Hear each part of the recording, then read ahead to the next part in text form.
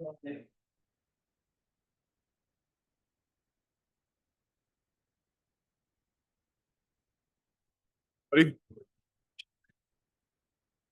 Andrew, ready? You good? Okay. Everyone, good morning. Welcome to the zoning subcommittee.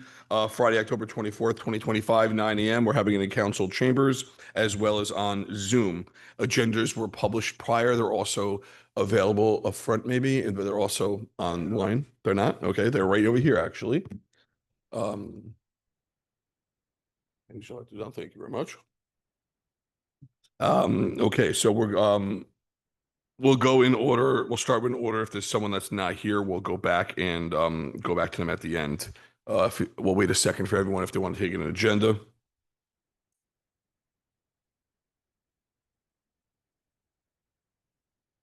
Did we lose them? No, no. Is there a longer path that he took to bring the agendas down? Oh, take one, pass it down. There'll be a test on it within the hour.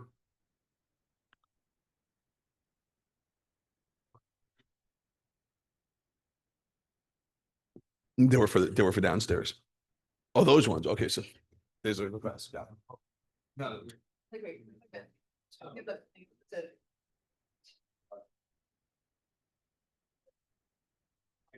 Okay, so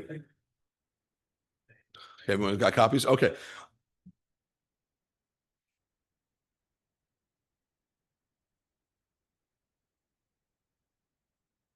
Okay. Good. Adam, thank you very much for bringing that down. Okay, Mike, I think we'll start with you on the update, or is it going to go? Why don't we go around and introduce ourselves for everyone that doesn't know? I'll actually introduce everyone. We have Andrew as our MIS in the back. Jacqueline Hashmet, our manager. Adam Miska, our zoning officer. Anthony Verli, our deputy manager, just walked in. Denise Belcher, our deputy mayor. Karen Organ, our deputy mayor. Golda, I'm sorry, Golda, I forgot your last name.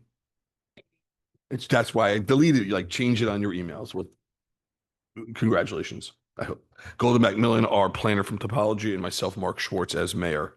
And any professionals, when you guys come up, we'll ask you to introduce yourselves. The first item on the agenda is going to be an update on the status of the fourth round compliance and litigation. Mike, do you want to do that, or is that going to be Golda or Scott?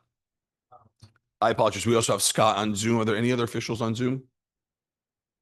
Andrew, can we make Scott a presenter or whatever that word is?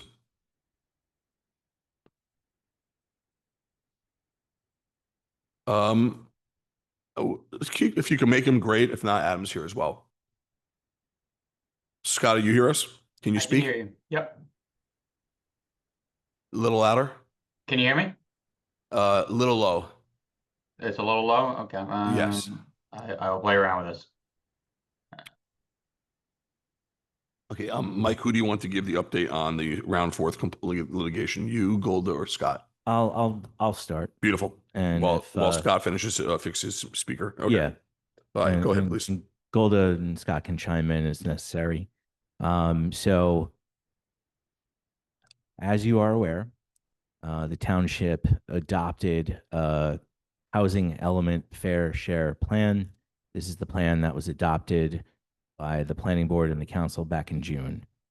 That plan needed to be filed by June 30th to comply with the fourth round amended fair share housing statute that applies uniformly to every municipality in New Jersey. We are now in the compliance phase of the amended Fair Housing Act.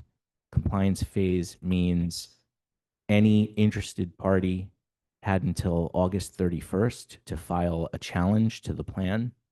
A challenge to the plan means that they are an intervener participant in the now compliance phase. We received a challenge by Fair Share Housing. Fair Share Housing has challenged almost all, I'd say 95% of all housing plans filed by municipalities across the state. They have intervened in 95% of these municipalities' compliance phases in order to ensure that municipalities will continue to comply through the end of the process. Right now, we are in a mediation settlement phase with what they call the program. The program refers to the procedures and process of the administrative office of the courts that sort of the head administrative judge set forth in December of 2024. The program means, specific to TNEC, that we are assigned to a retired judge, Ronald Bookbinder, who serves as a mediator, and he is a hearing officer and makes certain decisions about the compliance of our fair share housing plan. Working with Judge Bookbinder is an appointed special adjudicator. His name is Nick Graviano. He is a planner who the program has hired and assigned to TNEC, amongst other towns, to participate in the program, to provide technical guidance, planning opinions, not to TNEC, not to anyone else, but only to Judge Bookbinder. So Judge Bookbinder has expert opinion in order to make a recommendation as to whether our plan complies or not. That's what we are doing right now. The timeframes in order to sort of complete this phase, Judge Bookbinder has until December 31st to make a recommendation to the Mount Laurel judge in Bergen County as to whether or not our fair share plan complies with the amended Fair Housing Act. He will make that recommendation based on arguments that are advanced by the intervening challenging parties, including Fair Share and including the owners of certain properties that are listed on the agenda today, that are here to present concept plans and that were included in our fair share plan. The purpose of all of this, and it is uniform in every municipality, is to identify sites that will likely produce affordable units. It's not a promise to provide units. It's not what is the best policy to maybe in the future create units. This amended fourth round process says every municipality has to identify realistic development potential sites to create affordable units. And the sites that are going to be discussed today are the result of the property owners who have put themselves forward to the towns. And specifically here, they sent letters. They've been at prior meetings. They've said our sites are here. They're available for redevelopment, and we will provide affordable units in satisfaction of your requirement in the fourth round. They have all intervened in the compliance phase so that from their perspective, they ensure that we are going to take the necessary steps to create that realistic development potential going forward. Now, without getting into too specific and too technical of some of the legal arguments that we are debating with the program, Fair Share has intervened. They have different interpretations of how the new fourth round process should be implemented.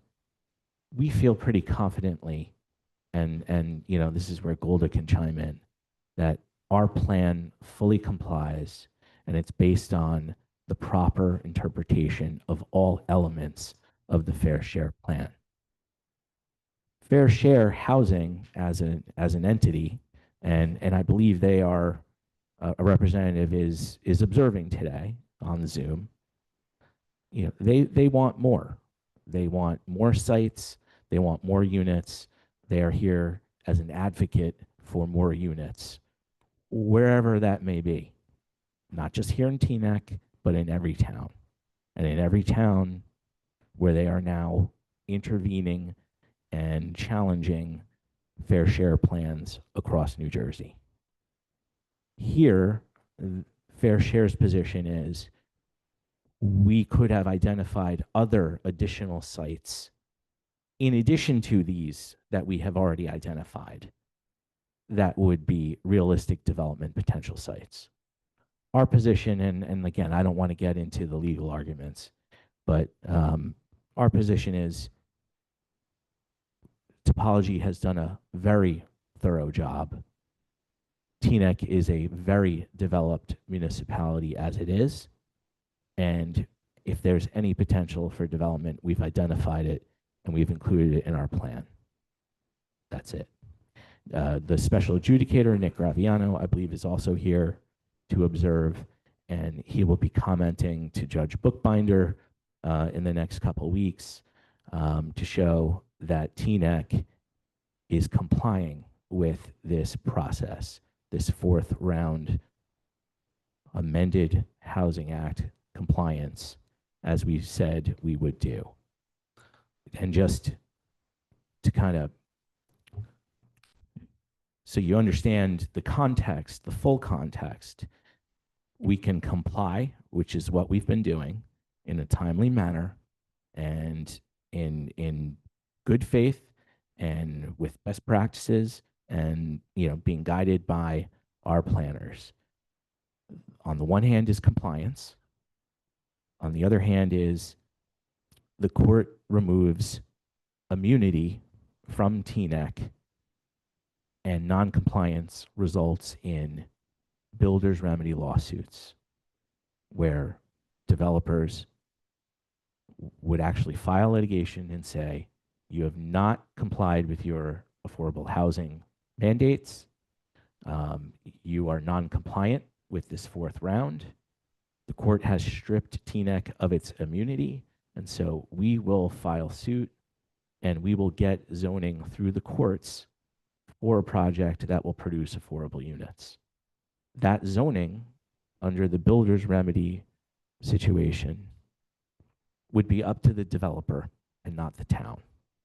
And it would look very different than zoning that you can control as a governing body and planning board. So from the outset of this process in January, our goal has always been compliance. You know, now in the middle of October, we are in a position to remain compliant, and it is still our goal to be fully compliant. Thank you. So I have just two quick questions. If I understand, I thought our plan was very proactive with building, and now you're saying that it is, but they want even more than Yes. what? Excellent. Okay. Yes. Lastly, you talked that we have to identify the sites. I think you missed the word, maybe, or I misunderstand. We also have to identify, and now we have to zone for those sites by March 30th. Is that our next project? Is Yes. the sites that were identified, we need to either zone for them by March 30th, and again, if they don't get built, that's not on us, Yes. or we lose the immunity in theory. Correct. And, you know, one of the arguments that Fair Share has advanced in their challenge is we haven't adopted the zoning yet. So their participation and, you know, the participation of other interveners is to ensure that the zoning gets adopted. Understood. And the date is March, I think 15th, March 15th, 2026. 2026. Right. And the process will be, after tonight, we bring this, in theory, after today, we bring this to the council. Council starts their process, brings it to the planning board back to the council, and it's a normally 4 or 5 month period, so we don't really have much time. Correct. Okay. Can you, when you have a chance, look at our upcoming council meetings and the timeline and work backwards with us so that we know what we have to accomplish by when, so we don't get stuck with notice issues or. Right. We just put out our calendar that has not yet been voted in. The draft was just sent out to council this week. It's usually a heavy meeting agenda, heavy amount of meetings in the beginning of the year. And I think what Deputy Mayor Organ is saying, please just make sure that's the case. You may say, you know what, guys, make another one in March just in case, so we avoid the special emergency meetings and everything like that. We can always cancel, Mhm. but rather than say, ooh, we're out of meetings. And I on that point, Mhm. I think I would recommend that we have an offline, just scheduling conversation, because these are zoning ordinances, whether it's an overlay zone or if it's a redevelopment plan for certain properties that already exist in redevelopment areas. Each ordinance will need to be referred to the planning board for master plan consistency review, which is typical of any zoning ordinance. And so we should coordinate with the planning board and make sure that we're taking things, you know, we don't want to rush and be in a position where we have to review, 5 different zoning ordinances on one night. Understood. So Well, good thing our planning board chair is a planner, so that works out. Last question, I know I keep interrupting. If I can ask one more question. What, I read something about Milburn being sanctioned and council members being fined. Can you discuss that for a second? Well, um, Milburn lost immunity from builder's remedy suits in their third round compliance when that council refused to move forward with the necessary steps for affordable housing projects that were contemplated. Um, Developers sued. They won builders remedies, and the projects are moving forward, and they are denser, higher, bulkier than what was originally planned. So, you know, the threat of losing immunity is not an empty threat. It happens, and when it does happen, the loss of zoning control is, it's something you're not going to get back. And it results in projects that are denser, higher, and don't fit in with an aesthetic or the context of the overall town, because the only priority, the only goal is to put as many units there as possible.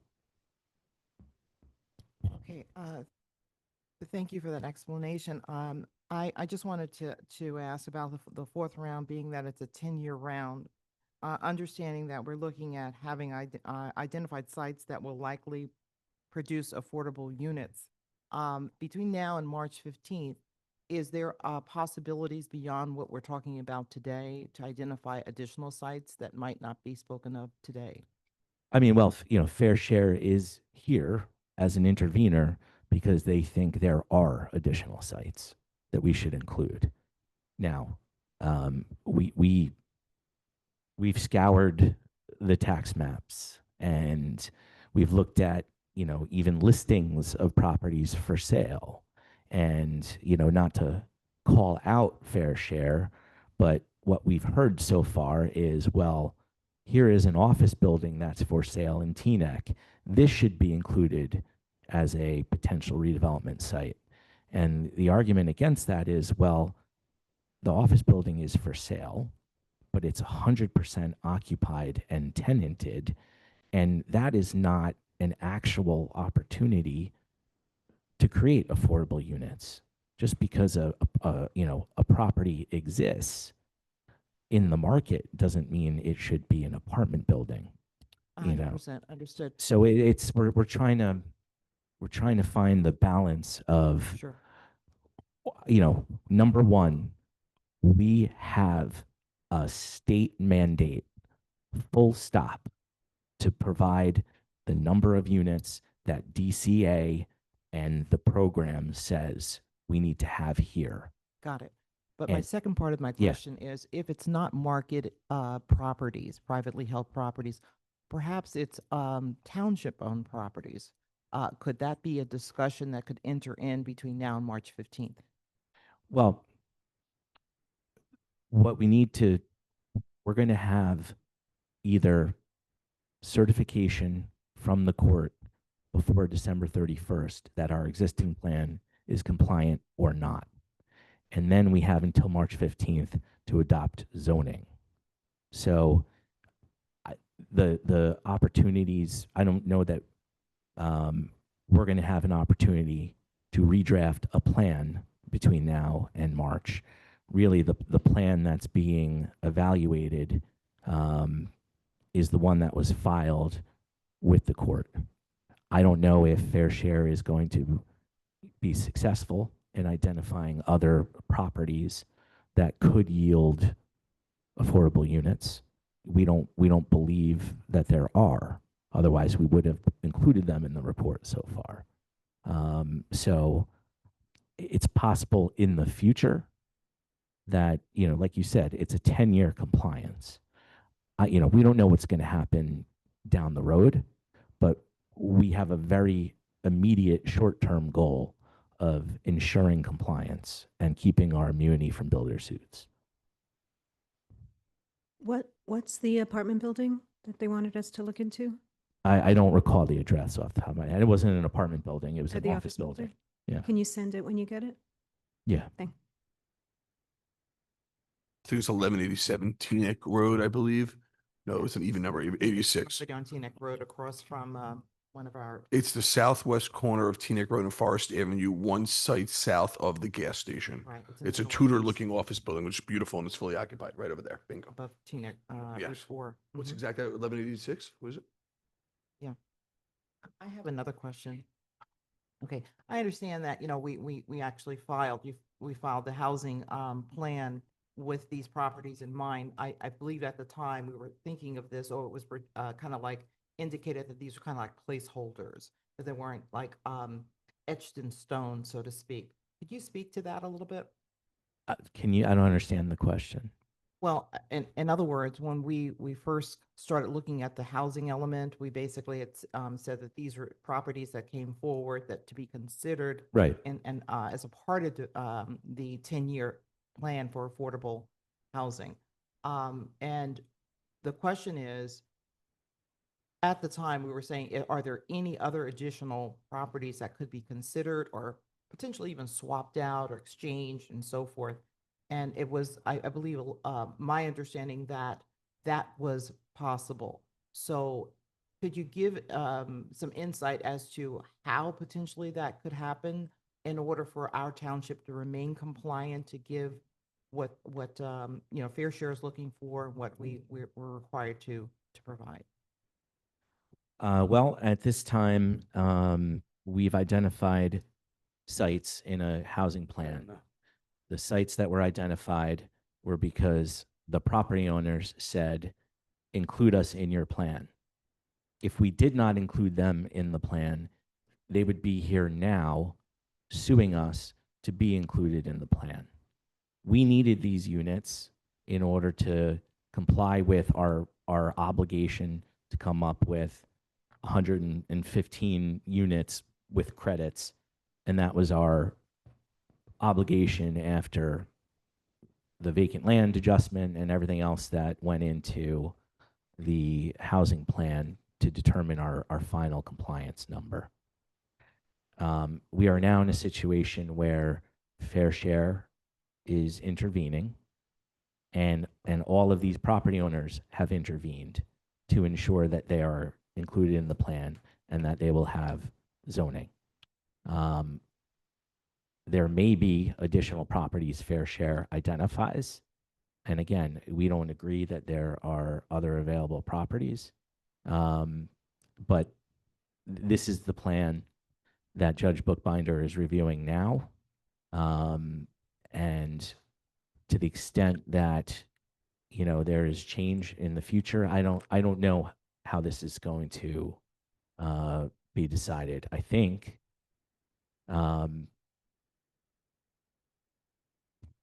if the town moves forward and adopts zoning for these sites, that should be our full extent of compliance. If these projects get built in the future, I don't know.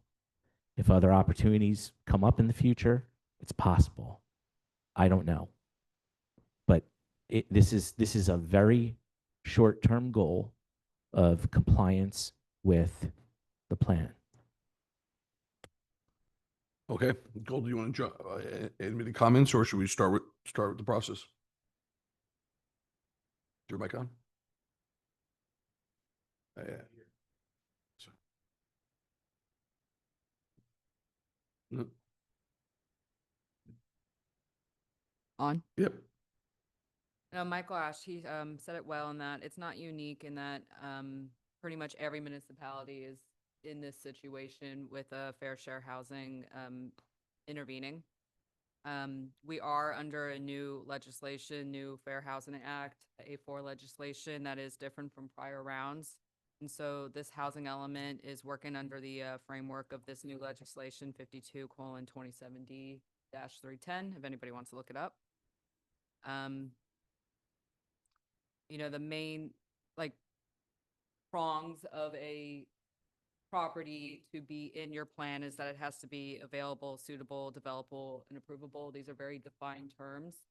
We find that the property owners that came forward meet these 4 prongs. And it is worth mentioning, there is a tight deadline. I know that this is a 10-year plan, and so you would think lots of time would go into a 10-year plan. These rules came out at the end of 2024. In the spring of 2025 was a very short turnaround of assigning the obligation number, and then by June of 2025, so literally a half a year, you had to turn around. Every municipality had to turn around under these new rules, under this new framework, under a new precedent. And so we met these deadlines. We believe that our plan is in full compliance. And I don't know if there's any more to add. Excellent. Do you want to comment on that? Yeah, I Start? just want to comment on that. I feel that understanding your comments about the legislation that came out when it did and how we've had to react to it. But I feel as if the township has been under an exceptional amount of pressure to provide these sites. And I'm concerned that enough due diligence may not have been put in place. So I feel as if it's in our best interest in representing our township, our residents, that we do explore what other possibilities there might be. Understanding that we are looking at a December 31st deadline, understanding that we understand private property rights and not every, person's going to step up and say, hey, I have a property I want to develop. But I think we need to maybe think outside the box as to what our options are. And as our township subject matter experts, that you all would advise us accordingly. Okay. With that, why don't we start? Any particular order you want to go in with these sites? Or just start? Okay, we'll start with Go them. through the agenda. American Legion Drive, Beverly Road, Crossroads. If you could just explain, Mike, this says redevelopment plan. This one's a little bit, some of the words are different. For example, number 6, 143 State Street says schedule for introduction, adoption of redevelopment plan, where the rest talk about overlay zoning. Can you just explain that difference there? Sure. So if you look on page 2 of the agenda, there is it's a chart that comes right out of our fair share housing plan, right? And this chart is the whole ball game. This is where the rubber meets the road. This is where we're saying these are the units and how we comply. And so of these sites, the first one, 140 State Street, that has already been approved. That was in a scattered site redevelopment area. A redevelopment plan was adopted for this site in, I believe, March. And this project actually already received site plan approval. So for those watching at home, fair share and special adjudicator, we've already approved one of our projects, went to the planning board, received site plan approval. There are, 5 other sites identified here. Cedar Lane and American Legion Drive is in a designated redevelopment area. The first item on the agenda this morning is to review a draft of that redevelopment plan. A redevelopment plan was prepared with Crossroads and Stop and Shop, who were parties to a settlement agreement that resulted from litigation that challenged the redevelopment area designation. So that redevelopment plan includes, with bonus credits, 72 units in satisfaction and in furtherance of TNEX compliance with our 4th round affordable plan. Crossroads, through their council, sent a letter back in May and said, please include us in your 4th round affordable housing plan. And so we did. American Legion Drive and 143 State Street are in existing redevelopment areas. And so, and this is the council's discretion, the likely mechanism for controlling that zoning going forward is a redevelopment plan. The next 3, 827 Teaneck Road, 1387 Hill, 54 West Englewood, to my knowledge, are not in existing redevelopment areas. And so it will require overlay zoning in order to create the inclusionary affordable housing.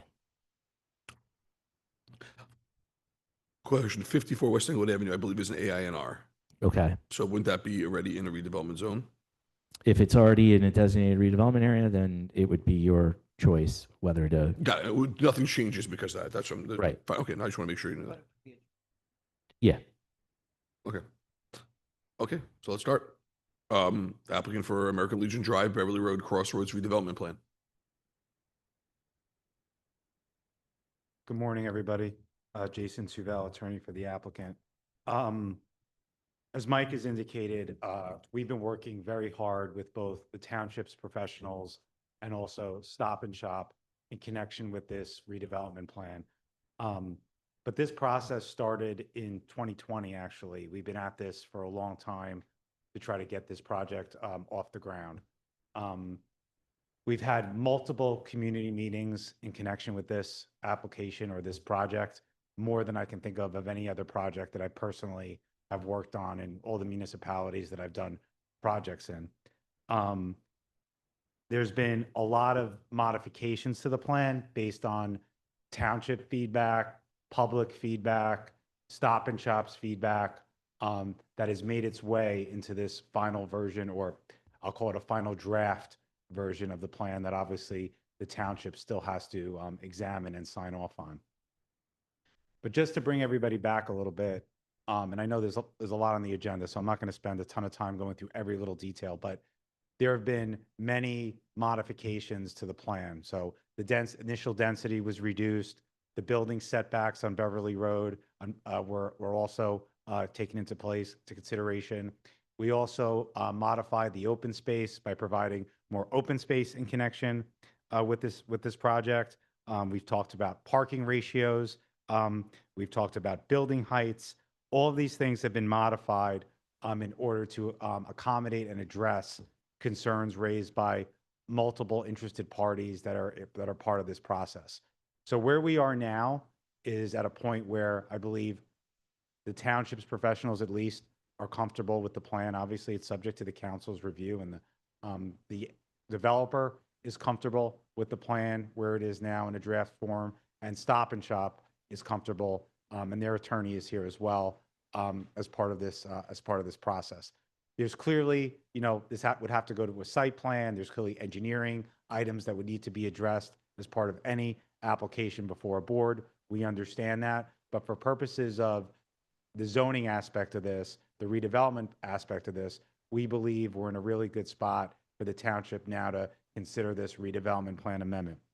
Just to kind of go over it again at a high level, and I was going to have Anthony Volpe from Crossroads go over it just because he knows this plan better than anyone. But we're talking about 318 residential units, garage parking of 873 spaces, street parking of 61 spaces, 12,000 square feet of commercial, and 15,350 square feet of public space. Remember, there's 3 buildings that are associated with this project. We have the area to the north of Cedar Lane along Beverly, and we have the areas south of Cedar Lane near Stop and Shop that there's obviously a part of a land swap where the properties will be reconfigured. But those are the three buildings. I can go into each one of them and how many units each one has. I'm happy to go into that detail. Go ahead. What is the next step? I see you have a plan drafted. So in coordination with our steps, you have a redevelopment plan, which I see obviously right there. You're looking to the next step, usually this goes to council. Is that correct? Right. I mean, listen, we've worked on the redevelopment plan with your professionals and Stop and Shop. Obviously, the township council has to review it and make sure that they're comfortable with what we've prepared. I think we're at a point now where the council has to review it. And then if the council's comfortable with it, it would be put at a meeting to be introduced. And then it would be referred, as we talked about earlier, to the planning board for consistency with the master plan. And then it would go for a public hearing after that. When does this get sent to the council then? And when is it public? The actual plan itself, Yes, if it's when does council start looking at this? I would defer to Mike on that.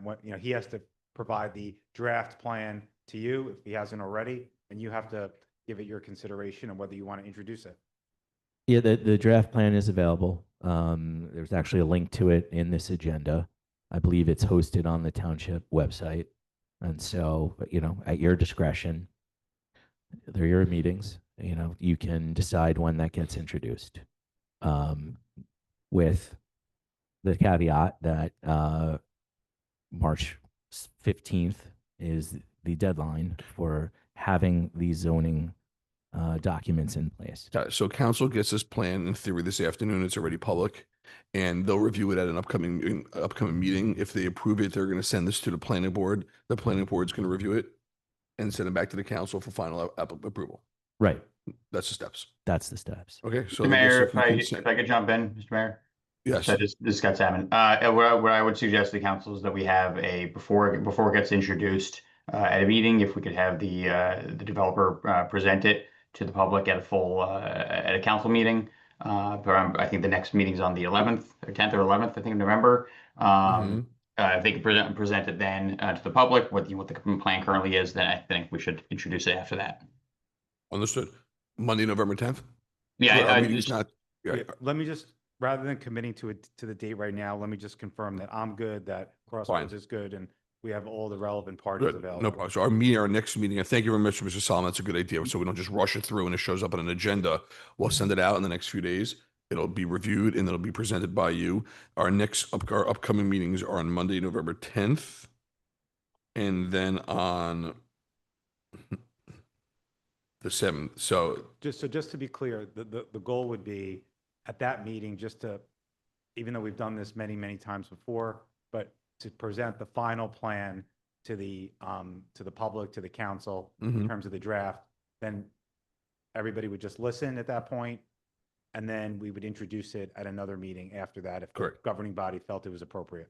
Yep, that's also if you can. So I actually have a big issue with that. We met months ago to discuss the drainage, and we got 2 plans back, our engineers from the developer, and neither of them were what was discussed. And now in the redevelopment plan, if you look at O, it's still not clear. It offers 2 options to be worked out with the engineer, but I'm not comfortable voting on this unless that that engineering work is done and approved by our engineer. So we've been kicking the can with this, but that's a sticking point for me. I don't think you should be presenting at a meeting until that's worked out with the township's engineers. So So to we- jump in, I think I agree. Sorry, I think this is Scott Simon. I agree, and I think that's why the public presentation is beneficial. That way, we were clear to everyone involved what exactly we're moving forward on.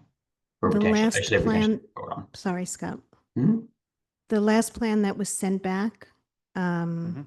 was months ago, and we still haven't heard, and that has to be worked out. It's got to be figured out. The town, and it says it here in O, that the town is doing everything we can to remediate the flooding there, but putting a building there will make that worse. And without a specific plan that our engineers are okay with to handle what the building is going to do for flooding there, I don't see how you can present to us. That was the sticking point. And we had private meetings, we had 2 separate meetings about it, and haven't seen anything yet. Well, we've been working diligently with the township's engineer on this issue, but just to be, just so everybody's aware, per DEP rules and stormwater management rules, we have to make the stormwater better. So the regulations require, we cannot make it worse. It's our engineering, that has to go through for a site plan application at some point. We have to abide by all the stormwater management rules. So all those rules, which have been modified twice in the last 5 years, I think it's 2019 and 2021. If those dates are a little off, I apologize, but they've been modified twice by the DEP to make them more stringent. We have to abide by those rules, and the municipality had to adopt an ordinance to that effect. So I don't disagree with what you're saying in terms of making sure that the high level analysis as to how the drainage is going to be worked out is there's a meeting of the minds between the township engineer and the developer's engineer. That's fine. I just want to make it clear though, the application has to make it better. Like but legally we are required to do that. So I just want everybody to understand that. Right, but And that being said, I understand there's been a lot of time between the presentations. I would not feel comfortable voting on this without it going before a public hearing, so a public community meeting, so that people can understand what are the changes, what has been. So I don't think we could even think about putting this on the agenda for a November meeting. No, I agree 100% because what you're saying is completely valid. We have not met on this in probably, I don't know, it's maybe been almost a year since we met with the public on it. So I don't disagree because I think the public and the council want to see what the final iteration of the plan is based on all the hard work that has gone back and forth with the professionals in Stop and Shop. I think that's a great idea. I just want to make sure, I just wanted to reassure Deputy Mayor Organ that no matter what stormwater plan we decide, no matter what the engineers figure out between the developer's engineer and the township engineer, the drainage has to be legally, the drainage has to be either improved or stay the same. We can't make it worse. It's fine, but we met and we discussed something and we got back something completely different, and we sent it back, and then we got back something different again. It needs to be I'm fine with that. what we're comfortable with. That's And there's still time now. I know your engineer has had it for a while, so I assume he's aware of what we asked. Maybe he could put something together before our next meeting. Yeah, just to be clear also, we can have a high level approach to the drainage that's been agreed upon by the township and the developer. That's fine. But final drainage plans would never be done until a full site plan was submitted to the planning board. But I hear what you're saying. You want the approach to be agreed upon between the township and the developer before the ordinance is introduced. Correct. Okay. All right, so then maybe we'll aim for the December 9th meeting and gives us time to put that together, everyone to review it, and we still fall within our deadlines on that. Yeah, I mean, as much as the developer obviously wants to move quickly, I think we can move expeditiously while still adhering to the timeframes that are have been given by the Fair Housing Act. So No, 100%. We don't want to miss the December 9th meeting because then we get the whole, well, it's the holidays, and then the holidays is January, and then there's a snow date, and there's a storm and a state of emergency, and we missed 3 meetings because of it. Okay. do So- you want us to go? through the I plan? don't think so, because we still have to, I mean, we can do that, but we have these other ones that have to be also addressed because we're going to be going through these plans the next few months. So if you want to give a 60-second version, I don't want to rush it, but we have months to work on this. So Okay, no, that's fine. I just wanted to just. Yeah, why don't you take us through the plans for a few minutes? It will be public as well, and then we'll spend the next few months going through it. What's that? No, I was just gonna go through each building because I think people from the public want to know like what's in each building. You know, Just understand, this is a quick version because you're gonna present it to council anyways. I just Okay. don't want anyone in the room to say, why didn't you? So this is the do it, so we check that box ahead of, it's a preview. You want to put up? Yeah, good morning, everybody. Anthony Volpe from Crossroads Companies, the proposed developer.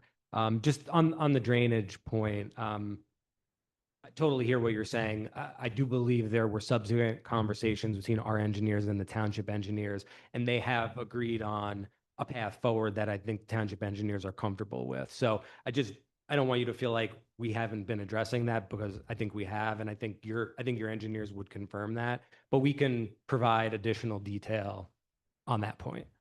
You want to just do the building so that. Yeah, I'll be brief. So Just go to that concept map.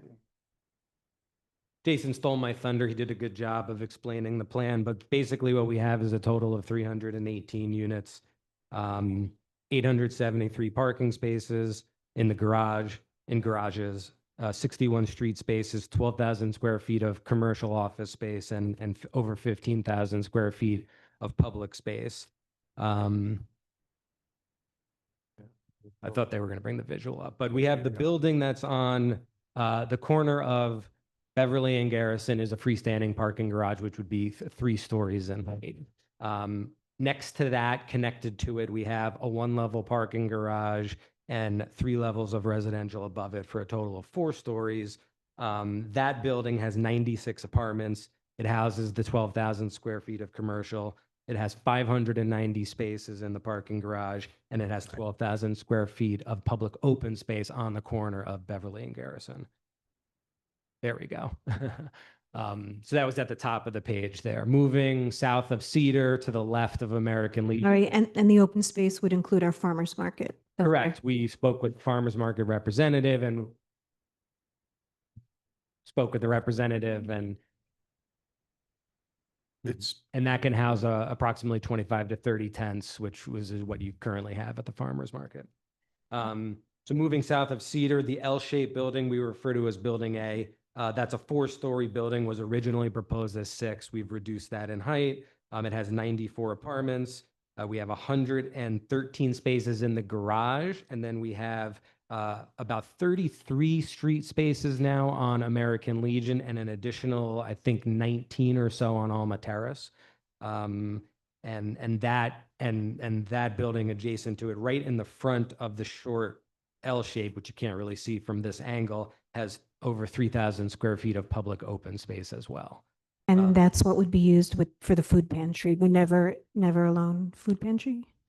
We hadn't really discussed any Okay. specific uses, but it's available. Okay. And how many affordable units, total affordable? Total affordable throughout all 3 buildings would be 48. 48, and what percentage is that? 15. 15%. Mhm. And as a developer, would you be willing to go higher on that percentage of affordable units? We've really been talking about 15% since we started this process 5 years ago, and we feel that all things considered, all the other things that are being added to the project, we think 15% is the appropriate amount.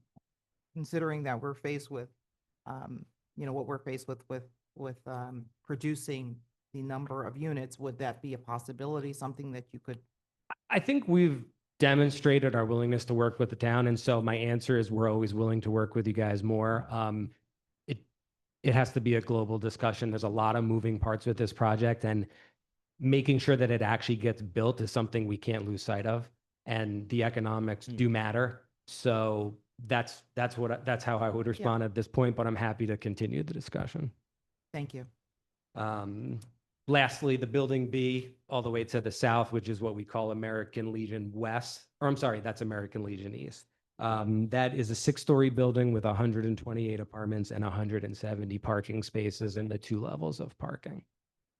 And that is the piece of the deal that is a land swap with the Stop and Shop, the owner of the Stop and Shop. Crossroads currently owns, as you know, the Buddha Center, which is currently located in front of the Stop and Shop. The idea is by swapping land, we completely open up the frontage for Stop and Shop. We give them a new parking, surface parking lot, which with better visibility. And then the building B is from a planning perspective, its location, where it is on this current plan makes more sense. The redevelopment plan draft settlement agreement. This was something that Stop and Shop typically wanted. We have to provide on-street parking both on Alma Terrace and American Drive. Additional spaces, Stop and Shop that was appropriated as part of the project. That would be done by separate ordinance, not development plan that permits parking on Stop and Shop.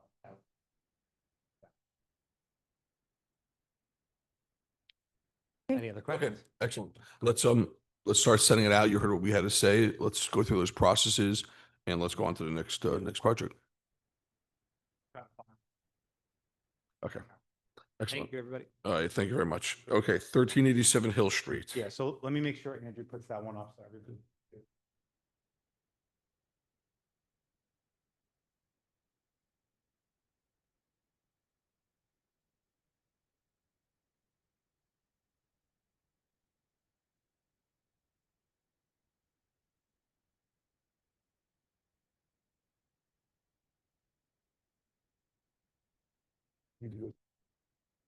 I wasn't sure.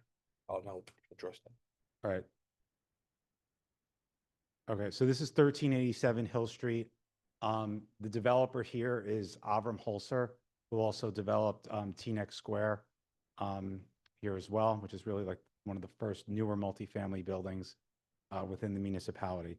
So if everybody recalls, this project was actually approved at the zoning board, and the way that it was approved was not really worth building. And Mr. Holzer then purchased the property from the previous owner and reevaluated it.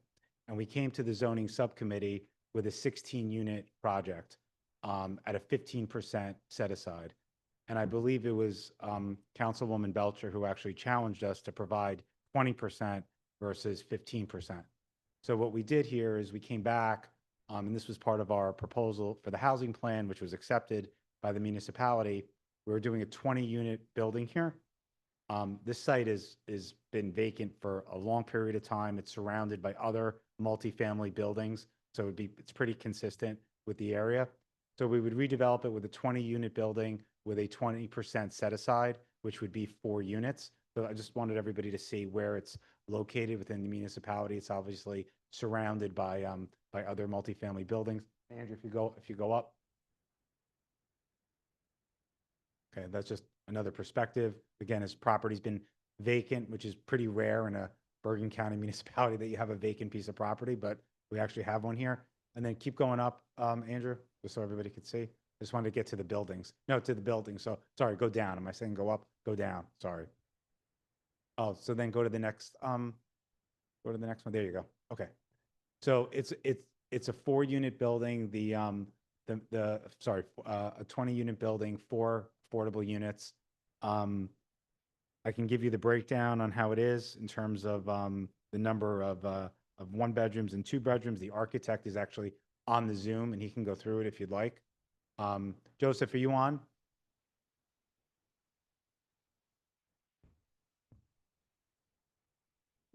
No, we're fine. That'll be as we get further with the project. And Okay. we've had this a few times before. Okay.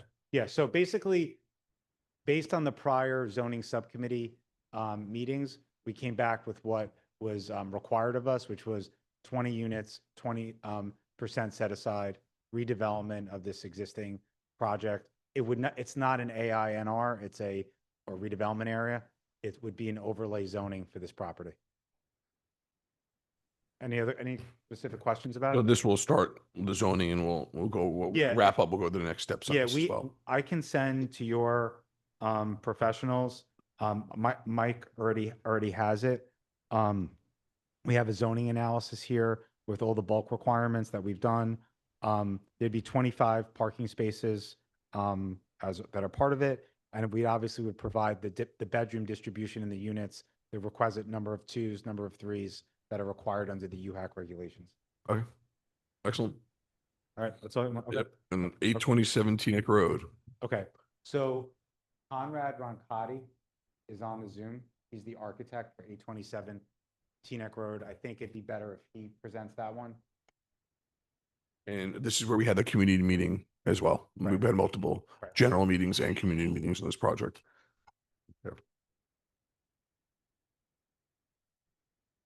Do you see him on there? Okay.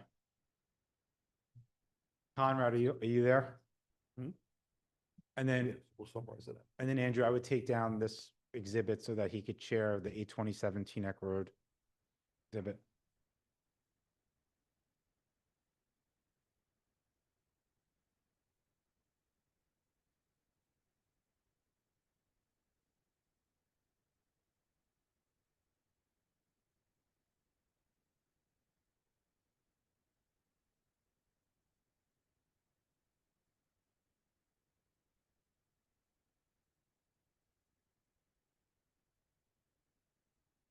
And just while he's getting them, this would be 30 units with a 20% set aside.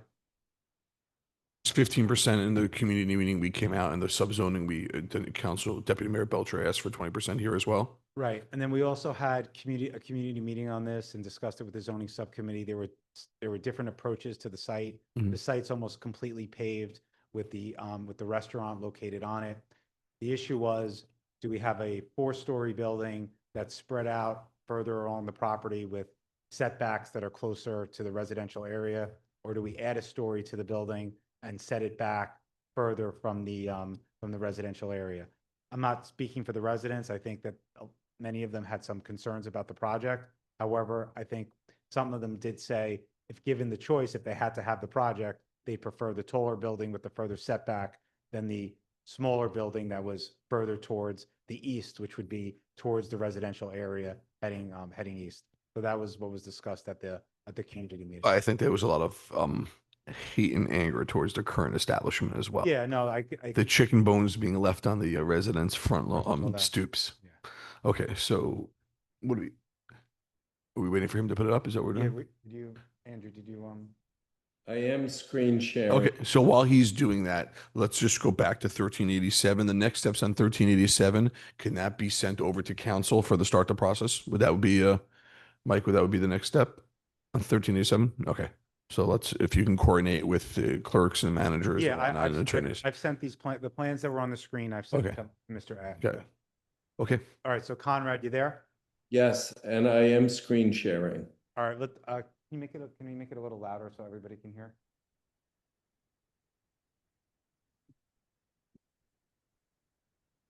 I can talk louder if that helps, Jason. Yeah, I don't know if everybody in the public can hear you, Conrad, so just try to speak as loud as possible. Absolutely. Can you see my screen? Yeah, the screen's up, Conrad, go ahead. Okay, good morning, everyone. This is a very short presentation, only a couple of slides. As council said, this is the existing Regina's site, as it's known, corner of Teaneck Road and Gulf Court.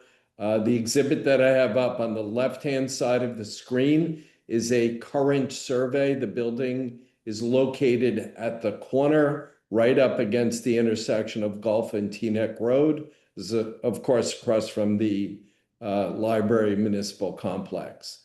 The parking exists in its current configuration on the east and north side of the property. We had looked, as council mentioned, into a 4-story building that would really consume the entirety of the site. We're opting and proposing for what we feel is a better option, which is a 5-story building, but with a very small footprint. And you'll notice that the blue proposed footprint is only a little bit larger than the existing footprint of the current building, extending that footprint eastward into the area that's currently where trash and a refrigerated box is located. The parking layout would remain mostly the same. We would be adding some tandem spots in the front. We're proposing 28 units with 36 parking spaces. The next few slides are massing of this 5-story building. It's 4 stories with a mansard top. The building, again, located primarily over the footprint of the current building. This is another view, southwest looking northeast at Teaneck Road and Golf at the right side of the volume. This is rotating around the site, looking more in a southerly direction. This parking again would remain fundamentally the same. We believe the benefit of this plan over a larger footprint building is that this building would maintain most of the separation to the adjacent structures, residential and commercial. And then last view and a rendering of what the building could look like. Again, this is as if we're heading northbound on Teaneck Road. Golf court is to the right. The building sitting on the corner, 1, 2, 3, 4 stories. And then the 5th massing and aesthetically cut back a little bit with the introduction of a mansard roof detail. Definitely think that's a great addition. Send anything else? We're Yeah, good. on this one, I don't have the zoning table done completely with the architect. So we'll work on that and then send it to township's professionals. But just don't make it, if you don't mind, don't make it our problem if you get it in February and then we have to rush it like the standard at-home applicant. I submitted my plans yesterday. Can I get my permit tomorrow? So just keep that. Yeah, We need no. time on our end. Yeah, and- Conrad, how much time do you think we need to finalize? You know, for the purposes of the ordinance, they're going to need a bulk table.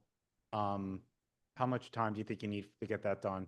Well, we have a survey of the property, so I think we could develop a bulk table in 2 weeks' time. Okay. Okay, so just keep the schedule in mind. Understood. Sorry, it's schedule, holidays, weather. Those are the I know, issues we league of have. municipalities, Thanksgiving, holidays, Right. it all comes in. Well, you've had your snow issues in the state of emergencies also when those meetings get canceled. Yeah. Okay, 54 West Englewood. Right, so I didn't have digital sets on this one, but Mr. Blake has a plan right here that we could show. So Chris, you want to show this one? You can just go through it. And I believe if you could just take us to the prior sub-zoning committees, Deputy Mayor Belcher had asked for a few deliverables. I think we wanted to purchase the site next door and lower a floor. Is that where we're at right now? Or I guess you'll show Yeah. us? So we're not at that point. Go ahead, Chris. Yeah, we'll go through it and then we can talk about that.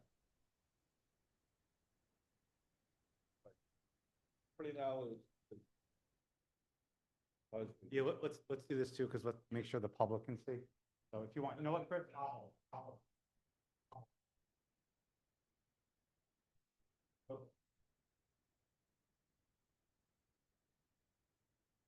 Okay. What we're proposing is developing the corner of West Englewood and I think it's Mercer Row Terrace. The property consists of what, three lots at this point, or is it? I believe it, property consists of 3 lots and all along the Mercer Row Terrace corridor, if you will. What we're proposing is a single-story garage structure on the first floor. So the first floor becomes a garage structure. We're proposing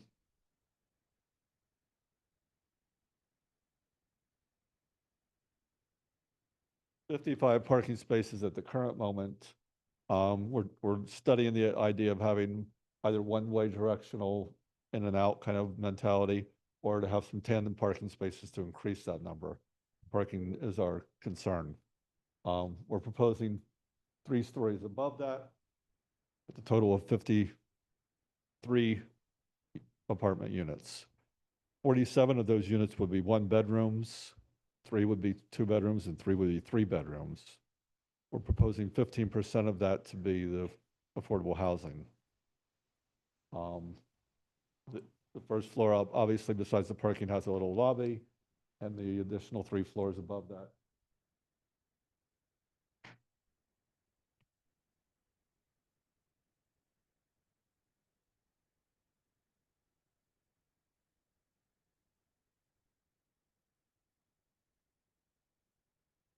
Will contain about 15 units each. Again, the long elevation at the bottom there refers to the Mercer Row Terrace kind of side of the street. We have garage entrances there on the lower level. We have some, rather fake balconies, little 1 and 2 foot deep balconies, just to give it some character and some curb appeal. And then the base of the building with the front doors and the lobby face West Englewood Road. And we're trying to keep it in the little bit of a residential character with sloped roofs and double hung windows and things of that nature. We have residential characteristics, single family residential characteristics to the south of this property, where to the north of the property is more multifamily and commercial. Can you review the affordable units again? How many affordable units are there? 15% of the 53 would be Councilwoman Belcher, it's in, 4, I believe. yeah, if you just, rather than guessing, all in your plan. If you go to the 4th round housing plan. Yeah, I'm just thinking in case people that are watching don't have it. Oh, yeah, Yeah, that's fine. okay. So actually, I think it was on the agenda, right? Yeah, so. Second page. Well, Agenda. I Yep. think that was a good idea to put that on there. So this property would have 11 affordables. Mhm. Um, Yeah, thank you. Just in case people don't have this, it's a good idea to yeah, include. it's a 20% set aside. Yeah, 20%. It's not 50, just to be. can I ask a question, and maybe I'm interrupting, I apologize. And maybe it's to you, Mike. What if the applicant gives us these plans on March 14th?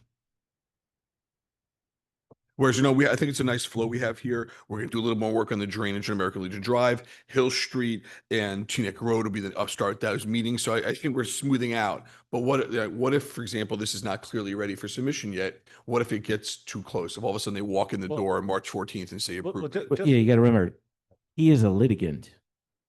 He is an intervener, challenger. Mhm. He is part of this process now. Okay. And so he can't say, I'm holding back the zoning, or I'm being somehow I understand. but dilatory with the he's- zoning, and then making us I'm comply at the same time. hypothetical. No, I get it. Yeah. I'm asking a hypothetical that if all of a sudden this isn't ready and then you give it to us on, February 28th, what? Well, I think at a certain point, and I don't know what date on the calendar that would be, but Golda is perfectly capable of drafting a zoning ordinance for a project at a certain density that has been identified here, and we could adopt that without a certain level of detail. That's right. I just don't want to Yeah. get into a point where they delay us and then we can't get it done. Then we lose builder's remedy because of it. It's a nice little scam on the developer's part. So I think what you're asking is, can we come up with our timeline and give you a date of when we need it by? Yes, and and let me underscore this for everyone. They control property, and they've said we have property and we have a desire to develop it. You control the zoning, and that's a lot of control over what goes on here.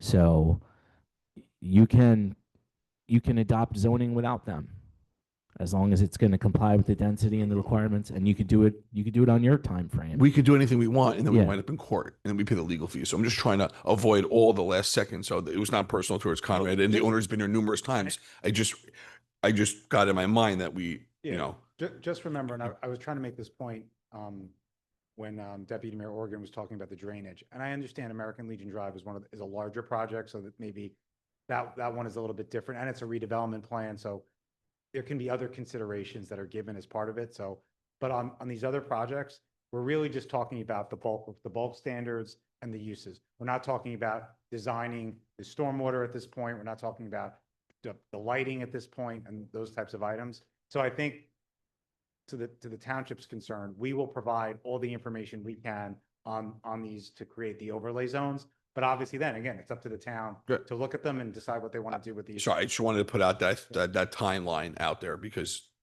good. Yeah. No, was there any other questions on 54 West Englewood? I don't have any more. Do you have any more?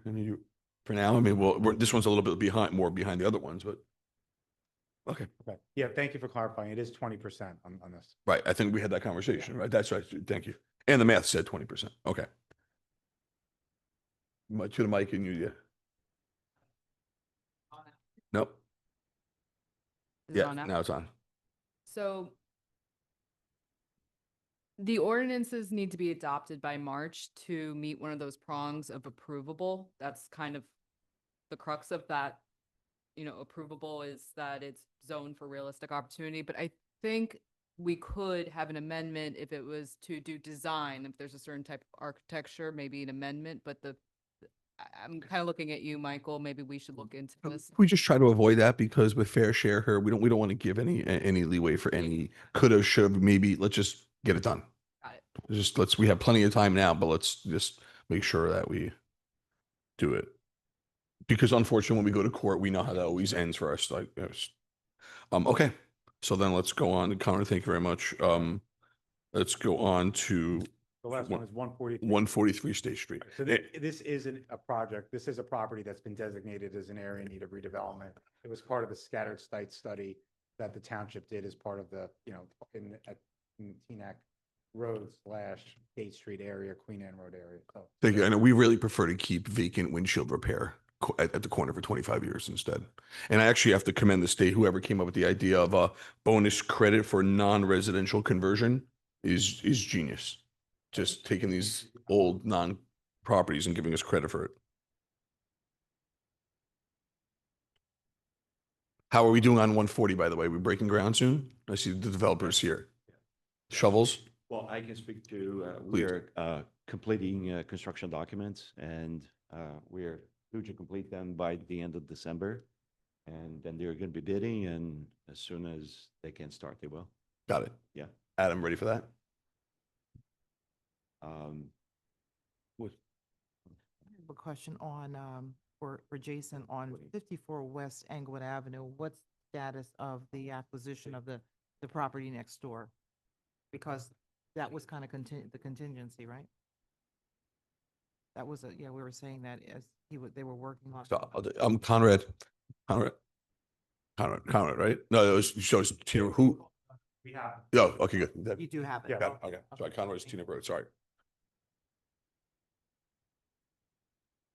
We sent this to the clerk. I just want to make sure that they bring it up.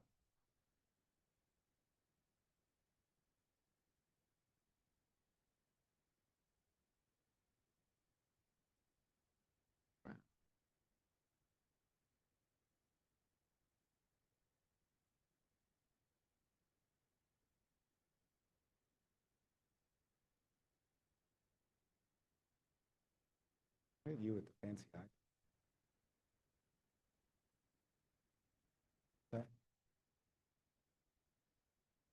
No.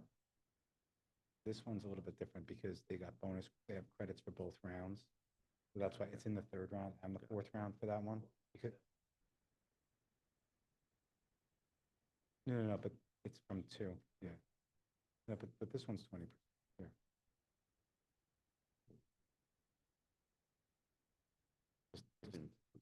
Yeah, all right. okay. Okay. Okay, Right. I think yeah, so we'll be quick here. This is, as you know, 143 State Street, right across the street from 140 State Street. If you remember, we did get our approvals on that one, and as we just mentioned, we're working on construction documents. So the client is the same client. He's ready to start there, probably right in the beginning of the year, on 140 State Street. This one, it's very similar in how we approach the site. There is a lower parking level that you enter from Queen Anne. There's another parking level that you enter from State Street, and the building is very similar in height. It's a 4/1. The other building across the street is a 5/1, so this is slightly lower in terms of height.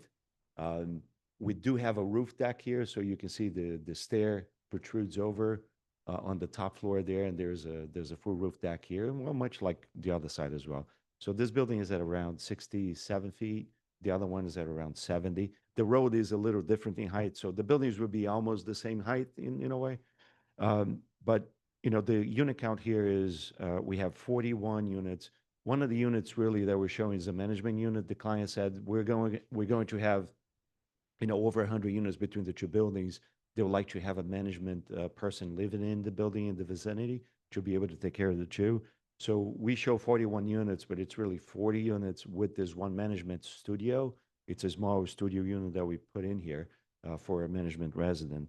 And we have the breakdown is 16 two-bedroom units, 24 one-bedrooms, and then the one studio for the management residents.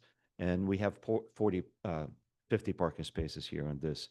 The building, if you can, which just to go through the other sheets quickly with you. So this is the lower parking level that you went from, this is actually the upper, I think you skipped two maybe? Yeah, okay, one back. Okay, next one then. Okay. Yeah, I think the slides are, so this is the site plan. As you know, again, on Queen Anne and State Street, south of the blue square there. There we go. It's okay. Let's go with this. So this is the lower parking entrance. You enter from Queen Anne, and you enter the parking garage on the left side there on Queen Anne, and you slope down slightly. And then down here you have our lobby and all the mechanical rooms. Next sheet. Okay, my slides, I apologize. My slides are out of order. So the blue is the site, of course, the site on the south of the page here. Around the corner is the 140 State Street site. Next. And this is the upper parking level. This is where you enter from State Street and you ramp up. So we have the two levels. They're not connected via a ramp, an interior ramp, so that we can provide more parking. Yeah, same. Exact same thing. And then we are also providing a retail space at the corner, much like what we did across the street. I think it was a nice thing, right, to anchor this corner with both buildings have a small retail space there. And then our lobby right at the middle. Next, please. And this is our typical floor plan. This floor has a small courtyard that we open towards State Street. And then we have an amenity in pink there. That amenity stacks up. And next slide, please. One more. And this is the management unit that I mentioned before. It's a small, studio unit for a management resident. Next slide, please. And this is a roof deck, as you can see, quite generous roof deck. So we're doing much what we're doing across the street. There's a little small turf area and sitting area for the residents. And that's essentially it. I mean, the units. How many, oh, sorry, 45 units? 40. 40, and we already and one negotiate, and management. how much?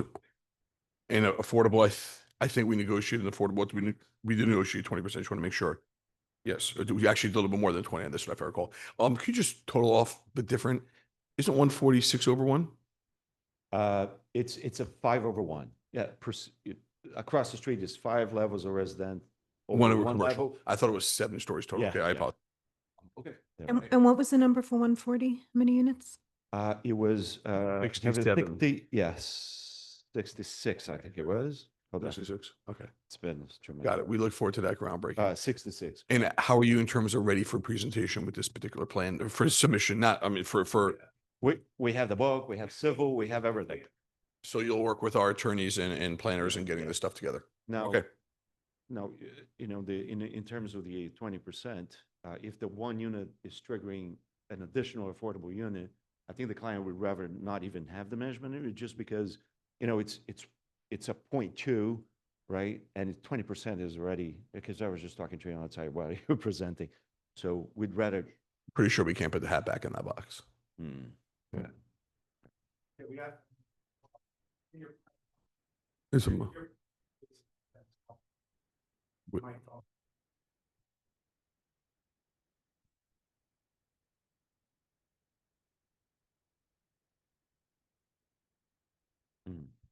Okay, understood. We presented all the plans, Michael. Did you want to chime in on anything? Are you guys ready to start this? That's it for the agenda. And so I think we know what we need to do. And, you'll set the schedule and we'll report back to the program judge and special adjudicator that we are complying. Excellent. Mr. Manager, anything? Mr. Zoning Officer? We're ready to stuff, Deputy Mayor? I mean, aside from the fact that we really need to coordinate with the planning board, since it needs to go council, planning council. Maybe check the dates for the next year, make sure they line up with council meeting. Right, next so can we set up a call or a meeting with the clerk, the planning board so we coordinate the planning board meetings as well as the council meetings in sync to avoid all this? Yes. And We said beforehand council, but I'm saying we add that planning board. Yeah. it's up to the township and up to the planning board. But if the planning board had a subcommittee, obviously we can't meet with the full planning board ahead of a meeting. But if the planning board wanted to do a subcommittee meeting where we talked about these plans ahead of the actual consistency review, so that they're, more informed or educated on the plan, we're happy to do that also if that's something people would think is beneficial. Okay. I mean, we also have our planning board Yeah. liaison here, so Again, this is Well- all for making sure everybody's aware. I just want to put it people all out comment. there before November 1st, so everyone has months to plan this. Yeah. Okay.